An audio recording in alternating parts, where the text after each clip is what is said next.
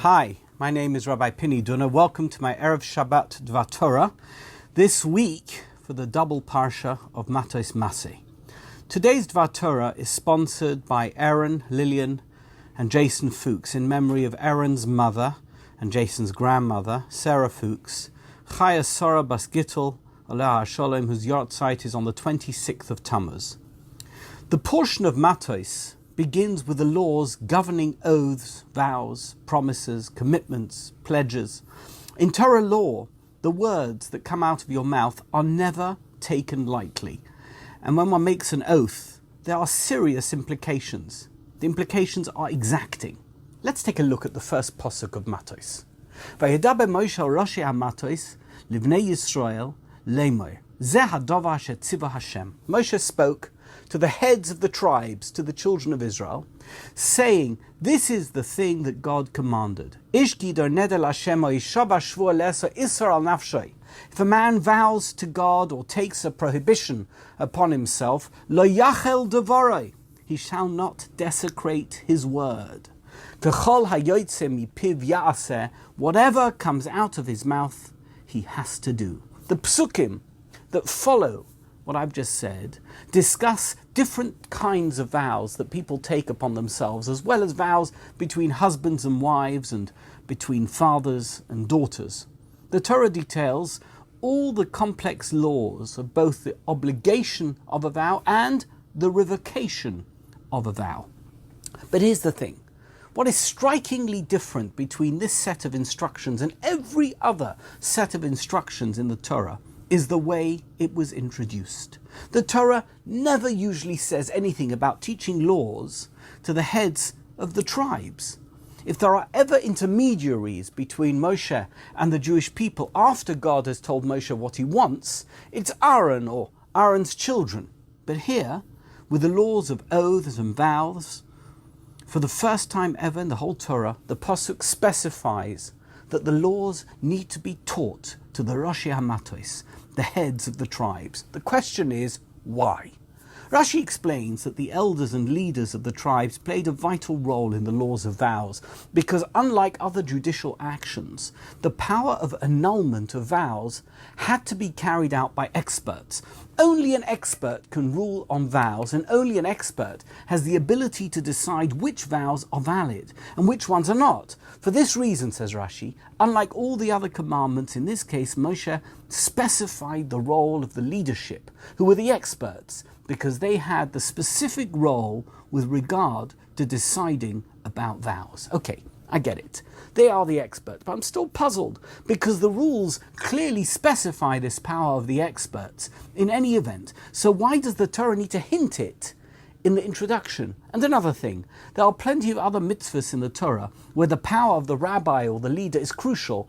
And in those mitzvahs, we don't see that their role is hinted at in the introductory pasuk. Why not?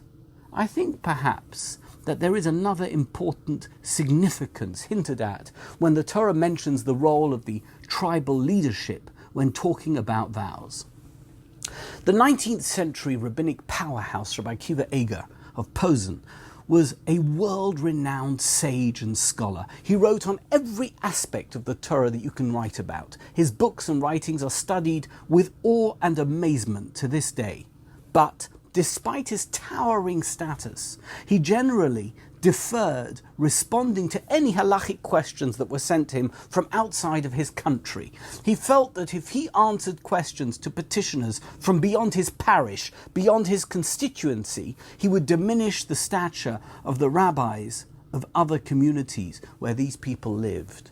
And he didn't want to do that. But on one occasion, he made a rare exception. He received a letter from a city called Bialystok, which was in Poland, and he responded. The response is published in his book of responses, Shailas and Shuvas. And this is how he began his response.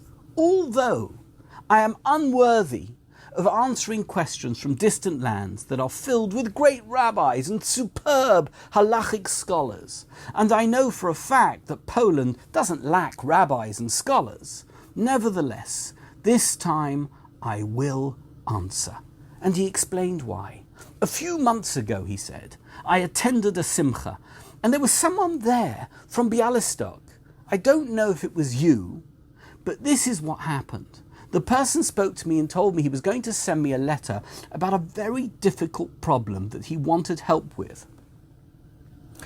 I didn't encourage the person to write to me, but the truth is, I also didn't discourage him. In fact, I may have even nodded my head slightly when he told me he would write to me. The fact that I reacted in such an ambiguous way may have been taken as a commitment on my part that I would respond to the letter when it came.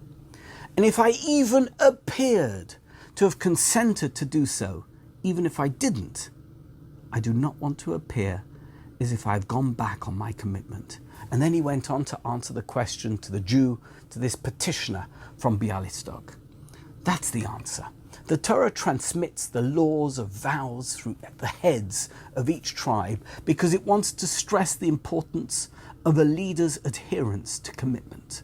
The eyes of the nation are focused on their leader's words, their leader's promises, their leader's commitments, and so their word must be their word, and their vows must be adhered to, and they must stick to their commitments down to the last letter. It's so sad, isn't it, that the words of contemporary leaders and elected officials don't mean much. The great Israeli statesman Abba Ibn once said, "It is our experience that political leaders do not always mean the opposite of what they say." What a sharp observation. The Torah deliberately handed the responsibility of the burden of words to those who are faced with the greatest challenge in terms of meeting their commitments. Tribal leaders, Torah leaders, must personify the commitment of whatever comes out of his mouth, he has to do. That's what it means to be a leader. And that's why the Torah chooses this mitzvah to mention Roshei HaMatos. Thank you so much for watching. Shabbat Shalom. Good Shabbos, good Shabbos.